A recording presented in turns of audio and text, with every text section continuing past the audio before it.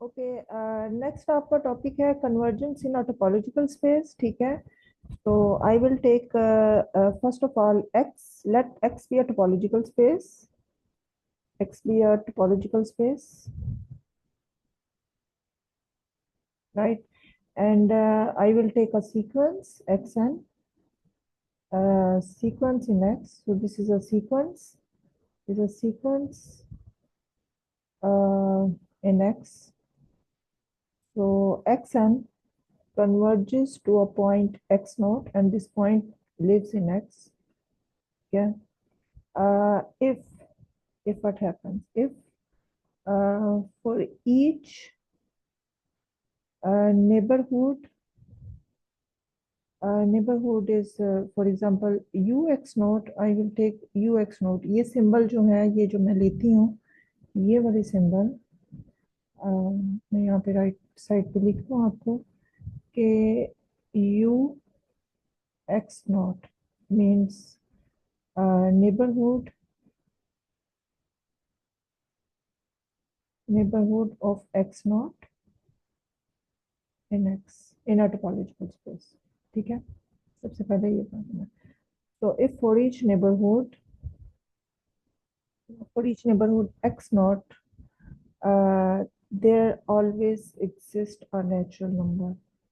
Natural number say n naught belongs to n, such that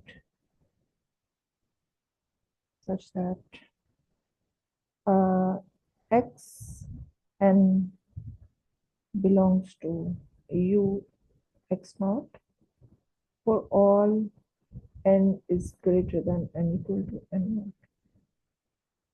ठीक है, सो अगर मैं इसकी डायग्राम बना के आपको दिखाऊं, सो इसका मतलब क्या है? इसका मतलब ये है कि फॉर एग्जांपल अगर आपके पास ये एक्स है, ठीक है, so this is my topological space, और इसमें पॉइंट्स हैं, पॉइंट्स सीक्वेंस है आपका। सीक्वेंस जो है वो फर्ज कीजिए कि ये आपका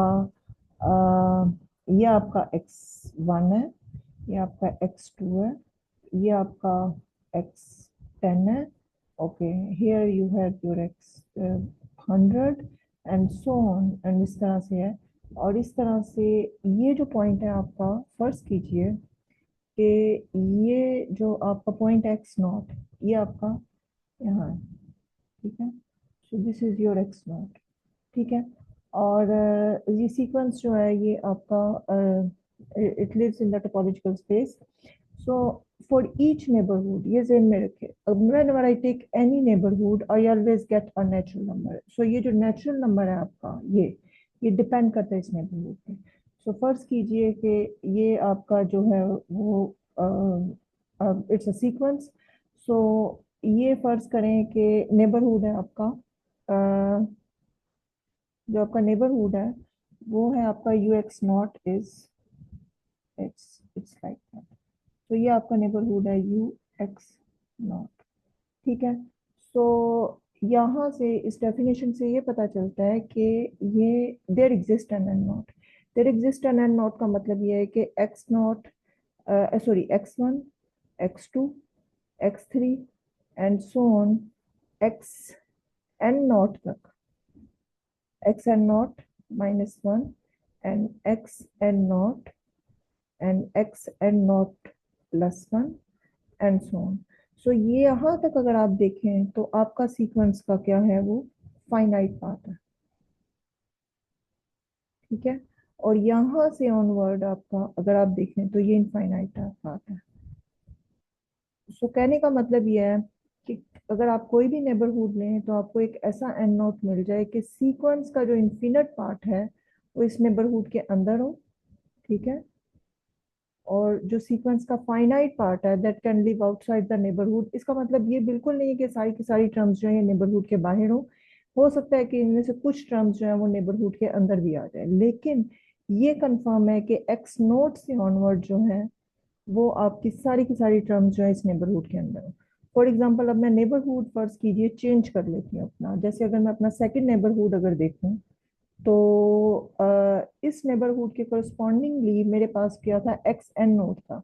एक्स एन नोट का मतलब ये है कि एक्स एन नोट से ऑनवर्ड जितनी भी टर्म्स हैं, x n naught, so x n naught plus one से ऑनवर्ड जितनी भी टर्म्स हैं वो इस नेबरहुड के अंदर है। लेकिन अगर फर्ज कीजिए कि मैं अपना नेबरहुड चेंज कर लेती हूँ, यानी अगर मैं अपना नेबरहुड इस तरह से रख लेती हूँ, तो आप ये देखें कि यहाँ से इस नेबरहुड का ये पार्ट निकल गया है, लेकिन ओके इन्फिनिट टर्म्स हैं, लेकिन कुछ और टर्म्स ऐड हो गई हैं, आपने नेबरहुड का साइज बढ़ाया, कुछ और टर्म्स ऐड हो गई हैं। सो इसका मतलब ये है कि ये जो एन नोट है ये डिपेंड करता है आपके नेबरहुड पे। जैसे ही नेबरहुड चेंज होगा ये एन नोट चेंज होगा, एन नोट चेंज होगा, बट ये कंफर्म है कि आपके सीक्वेंस का जो इन्फिनिट पार्ट है ये आपके नेबरहुड के अंदर होगा, जो भी आप नेबरहुड लेंगे। सो this is the convergence in a topological space, ठीक है। अच्छा, इसको मैं एग्जांपल्स के जरिए आपको समझाती हूँ कि एग्जांपल्स में आप इससे किसी for example real number systems में अगर आप देखें, तो रियल नंबर सिस्टम में